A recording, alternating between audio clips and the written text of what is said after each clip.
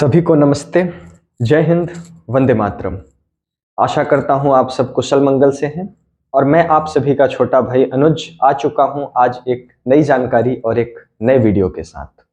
हम सब शहरों में चलते हुए देख रहे हैं, सड़क के किनारे देख रहे हैं कि लाल लाल टोपियां, लाल लाल ऊपर से पहनने वाले घाघरे बिकना शुरू हो चुके हैं और हमारे मन में एक मानसिकता ने जन्म लेना प्रारंभ कर दिया है कि हम अपने बच्चों को कैसे जोकर बनाकर रख सकते हैं। हम अपने बच्चों को वास्तव में जोकर ही बनाकर रखना चाह रहे हैं, वो दिखाई पड़ रहा है इस स्वरूप में। हम सब ये भी देख रहे हैं कि किस प्रकार से 25 दिसंबर को मनाने की तैयारी पूरे जोरों शोरों से हमारे देश में चल रही है। आप किसी बड़े मॉल में जाकर देखिए, आप किसी बड़े शॉपिंग कॉम्प्लेक्स में जाकर देखिए, तो आप देख पाएंगे कि वहां पर बड़े बड़े क्रिसमस के ट्री लगा दिए जा चुके हैं, बड़े बड़े पेड़ लगा दिए गए हैं, वहां लाल लाल झालर मोतियां लगा दी गई हैं और जगह जगह पर एक व्यक्ति को खड़ा किया गया है जिसको हम सेंटा क्लॉज कहते हैं। ये सेंटा क्लॉज के बारे में आज मैं आपको कुछ बहुत ही रहस्यमयी बात बताने आया हूं इस वीडियो के माध्यम से कि हम क्यों इस संस्कृति को ग्रहण करते जा रहे हैं बिना इसकी वास्तविकता को जाने और बिना इसकी गंभीरता को समझे। भारत देश में तो ऐसी कोई व्यवस्था नहीं रही है जहां पर कि कोई व्यक्ति रात के 12 बजे आकर के बच्चों को गिफ्ट दे। हमारे यहाँ तो चाचा भी लाता है, मामा भी लाता है, नाना भी लाता है, ताया भी लाता है, फूफा मौसा कोई भी आपके घर आता है तो वो अपने साथ कुछ न कुछ आपके बच्चों के लिए जरूर लेकर आता है, गिफ्ट हो, खिलौने हो, कुछ भी हो। ये तो भारतीय संस्कृति है, भारतीय परंपरा है और यहाँ जाते हुए विदाई देने की परंपरा है। और हम देखते भी हैं, बचपन में हमारे घर पर रिश्तेदार आया करते थे तो जाते हुए 10 रुपए, 5 रुपए, 20 रुपए, 50 रुपए देकर जाते थे बच्चों को और उससे बच्चों को एक अलग खुशी मिलती थी कि हमें किसी ने दिया और हम इस पैसे को खुद खर्च कर सकते हैं। यहां तक तो ये भारतीय परंपरा है, भारतीय संस्कृति है। लेकिन आज जिस दौड़ में हम दौड़ना चाह रहे हैं, आज जिस रास्ते पर हम निकलना चाह रहे हैं, मैं आपसे पूछना चाहता हूं सभी दर्शकों से कि क्या आपको इस 25 दिसंबर के पीछे की कहानी और इस सेंटा क्लॉज का उद्देश्य मालूम है? यदि हां, तो जरूर कमेंट करके बताएं और अगर नहीं तो इस वीडियो को अंत तक जरूर देखें।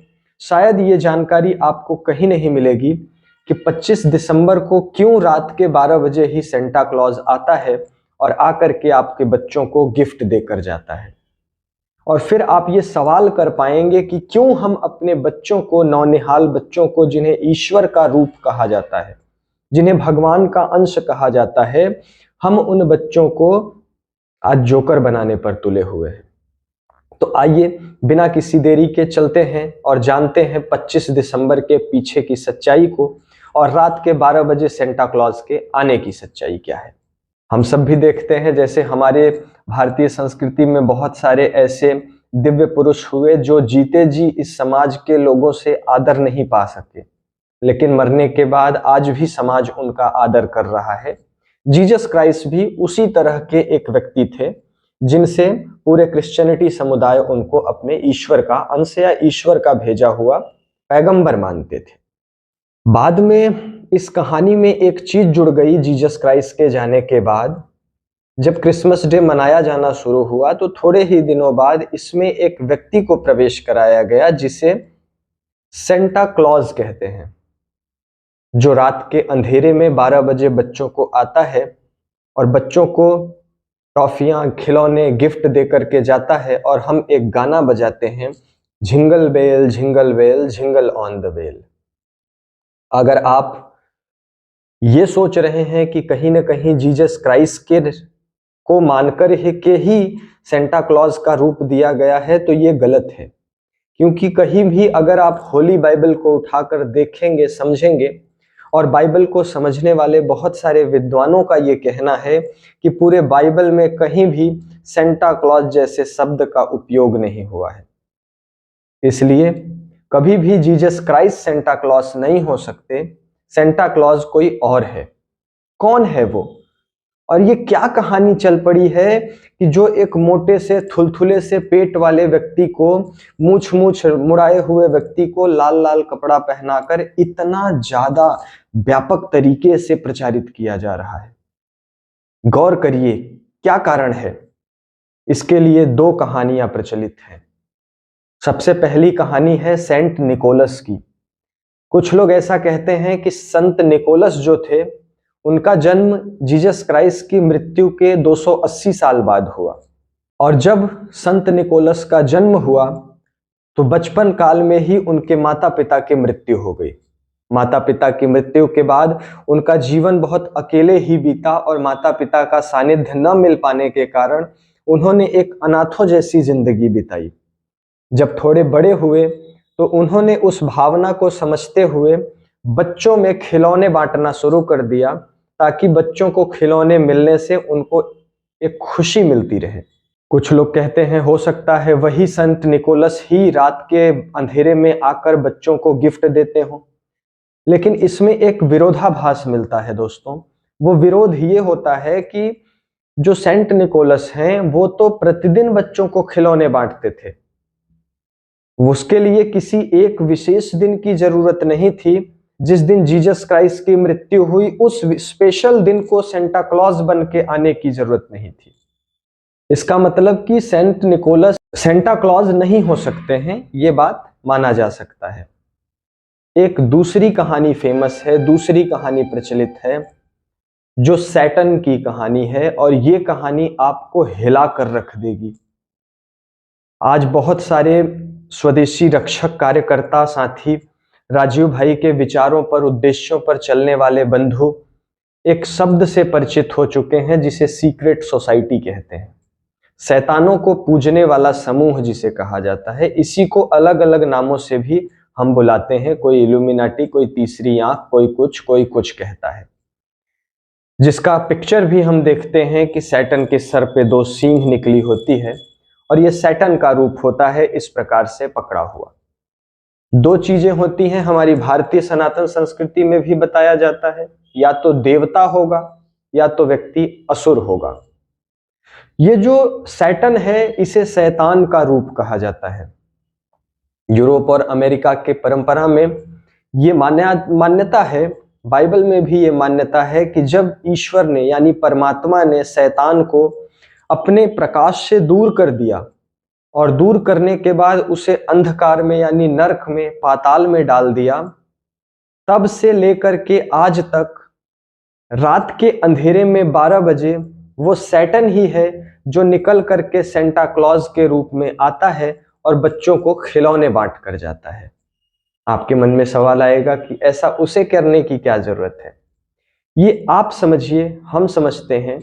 जिस प्रकार भारतीय धर्म संहिताओं में ये बताया गया है कि बच्चे भगवान का रूप होते हैं, उसी तरह से दूसरे मजहब और समुदाय की किताबों में, पुस्तकों में भी ये बताया गया है कि बच्चे वास्तव में सबके प्रिय होते हैं, इन्हें नहीं सताना और मारना चाहिए, इनमें ईश्वरीय अंश होता है। शैतान जो होता है वो शैतान का रूप होता है, और कोई भी शैतानी व्यक्ति, शैतान स्वभाव का व्यक्ति ये मानता है कि मैं ईश्वर से ज्यादा साफ, पवित्र और शक्तिशाली हूं। चूंकि 25 दिसंबर को जीसस क्राइस्ट का मृत्यु हुई थी और जीसस क्राइस्ट एक ईश्वर के पैगंबर के रूप में ईसाइयों के मतांतर में माने जाते रहे हैं, इसलिए जीसस क्राइस्ट के उद्देश्यों को कोई न याद कर पाए, कोई ना समझ पाए, और शैतान के द्वारा दिए जाने वाले खिलौनों को, दिए जाने वाले रात के अंधेरे में गिफ्ट को ही बच्चे खुशी और संतुष्टि का साधन समझने लगे। क्योंकि बाइबल में भी इस बात का जिक्र मिलता है कि लालच जैसी भावना जब पैदा होती है तो ये कुरीति की तरफ ले जाती है, ये बुराई की तरफ ले जाती है। जब हम बच्चों में एक लालच पैदा कर देंगे तो वो लालच बच्चों में चाहत को पैदा करेगा और उस इच्छा को पूरा करने के लिए लोग कुछ भी करने पर उतारू हो जाएंगे। रात के अंधेरे का ही समय शैतान का समय माना जाता है और इसीलिए रात के 12 बजे सेंटा क्लॉज आकर के रात के अंधेरों में हमारे बच्चों को टॉफी, बिस्किट, चॉकलेट और खिलौने बांटता है, हमें गिफ्ट देता है, और हम ये सोचते हैं कि हम जीसस क्राइस्ट की मृत्यु को याद कर रहे हैं, जबकि हम भटक चुके हैं। वो गाना सुना है आपने जो 25 दिसंबर को हम बजाते हैं, jingle bell jingle bell jingle on the bell. इस गाने में कहीं भी आप देखेंगे तो जीसस क्राइस्ट का नाम नहीं है, ना ही इस गाने का अर्थ पता करने पर आपको कहीं भी जीसस के होने का, वास्तविकता का प्रमाण इस गाने में मिलता है। लेकिन उनके दिमाग में से जीसस के भाव को हटा करके सैटन के भाव को पैदा करने के लिए, शैतान की प्रवृत्तियों को जन्म देने के लिए इस सेंटा क्लॉज का जन्म हुआ। और यही सेंटा क्लॉज रात के अंधेरे में आकर के हमारे बच्चों को टॉफियां और चॉकलेट दिया करता है। ये कहानी मेरी अपनी मनगढ़ंत बताई हुई नहीं है, जबकि बाइबल को पढ़ने वाले, क्रिश्चियनिटी को समझने वाले, ईसाई मजहब को जानने वाले कई लोगों से संपर्क और बात करने के बाद इस निष्कर्ष पर पहुंचकर मैं अपना अनुभव आपको दे रहा हूं। और अगर ये बात सत्य है तो आज हम सबको दिखाई पड़ रहा है कि होली और दीपावली पर जितना उत्साह लोगों के भीतर नहीं होता, उतना उत्साह एक शैतान बनाने के लिए हम अपने बच्चों को कर रहे हैं। नोटिस किया आप लोगों ने? पता नहीं आपने किया या नहीं किया, लेकिन करिए जरूर नोटिस इस वीडियो को देखने के बाद कि आज से पिछले सालों में इतना टोपी का प्रचलन, इतना सेंटा क्लॉज के कपड़ों का प्रचलन नहीं था, लेकिन इस साल वो प्रचलन और ज्यादा व्यापक रूप से और ज्यादा बड़े रूप से दिखाई दे रहा है। सारी दुनिया एक तरफ बीमारी, महामारी में परेशान है, जिसके लिए समझने वाले ये कह रहे हैं कि ये भी उन्हीं शैतानों की टीम का बनाया हुआ काम है। और दूसरी तरफ एक ऐसी मानसिकता डाली जा रही है आपके भीतर और आपके बच्चों में, जिस कारण से उन बच्चों में वो लालच पैदा हो रहा है और बचपन से ही वो सेंटा क्लॉज को ही ईश्वर का संदेहवाहक मानने लगते हैं और वो भ्रमित होकर शैतान की तरफ मुड़ जाते हैं। और अगर ये सत्य है तो आज देख लीजिए उस बात की शुरुआत और उस बात के पीछे का लॉजिक और उद्देश्य आज हम सबके समाज में दिखाई पड़ रहा है। लालच, अहंकार, नफरत, क्रोध, ईर्ष्या, ये सब कुछ भरती चली जा रही है समाज के भीतर। वो क्यों? क्योंकि ईश्वर और शैतान के बीच की ये जो दो लड़ाई, राम और रावण के बीच की ये जो दो लड़ाई, कृष्ण और कंस के बीच की ये लड़ाई कभी खत्म नहीं हुई है दोस्तों। हमेशा से राम, कृष्ण, कंस, रावण सब इसी समाज और समुदाय से निकलते चले आए हैं और आज भी ऐसे शैतानों के रूप में रहने वाले सैटन्स को हम पूज रहे हैं और वैसा ही अपने बच्चों को बनाना चाह रहे हैं, जिसे परम पिता परमात्मा ने उसके गलतियों का सजा देने के लिए अपने यहां से काट करके उसे नरकलोक में भेज दिया था। लेकिन हम उस सप्ताह में 4 साहिबजादों की दी गई बलिदानी को भूल जाते हैं।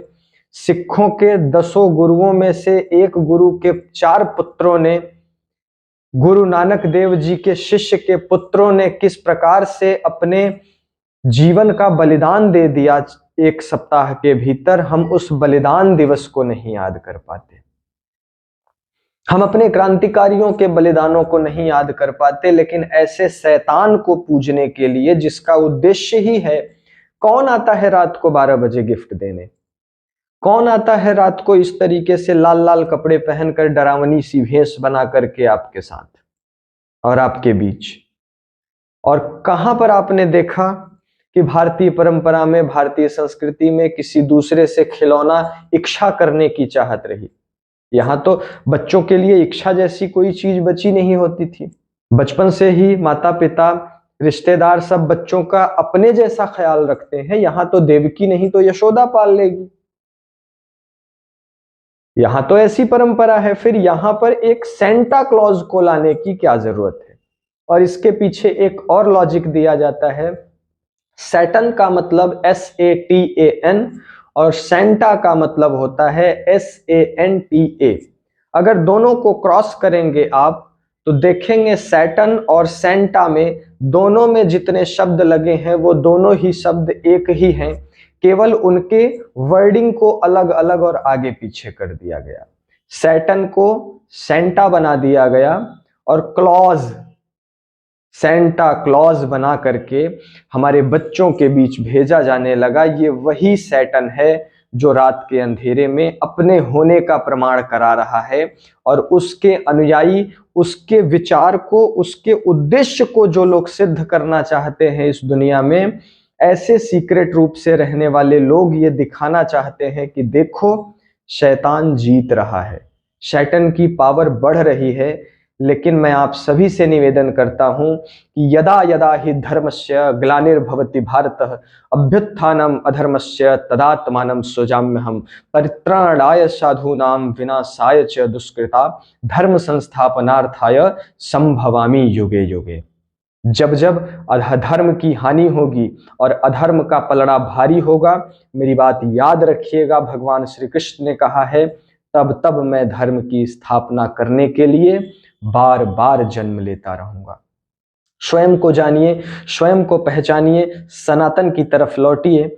इसी उद्देश्य और इसी निवेदन के साथ आज की इस वीडियो को यहीं पर समाप्त करता हूं और आप सभी से निवेदन करता हूं कि अगर ये वीडियो और जानकारी आपको जरा सा भी काम की लगी है, जरा सा भी उपयोगी लगी है, तो 25 दिसंबर आने से पहले जितने भी कांटेक्ट और मोबाइल नंबर जहां जहां भी आपके सोर्सेज हैं पहुंचने के, वहां इस वीडियो को पहुंचा दीजिए और निवेदन करिए कि सनातन धर्म से बड़ा कुछ भी नहीं है, सनातन धर्म से ज्यादा वैज्ञानिक कुछ भी नहीं है। हमें अपनी परंपराओं की तरफ लौटना है, न कि शैतान के उद्देश्यों को पूरा करने के लिए अपने बच्चों को जोकर बनाना है। इसी के साथ मैं आप सभी भारतवासियों को 4 साहिबजादों के साप्ताहिक बलिदान दिवस का ये जो समय है, इस स्मरण में आप सभी को भावपूर्ण श्रद्धांजलि अर्पित करता हूं और साथ ही साथ आपसे निवेदन करता हूं कि उनके बलिदान को इतने हल्के में मत जाने दीजिए। आप भी अपने बच्चे को भगत सिंह, चंद्रशेखर, राजगुरु जैसी व्यवस्थाओं में तैयार करने के लिए, रामकृष्ण जैसी व्यवस्थाओं में तैयार करने के लिए कार्य करना शुरू कर दीजिए। यही मेरी आशा है, यही मेरा निवेदन है। वीडियो पसंद आई हो तो लाइक करें और चैनल पर अगर आप नए हो तो सब्सक्राइब करके लाल वाली बटन घंटी का जरूर दबा लें। फिर मिलूंगा एक नई जानकारी, एक नए विषय के साथ। तब तक के लिए आप सभी का छोटा भाई मैं अनुज आप सभी को जय हिंद, वंदे मातरम, नमस्कार करता हूं।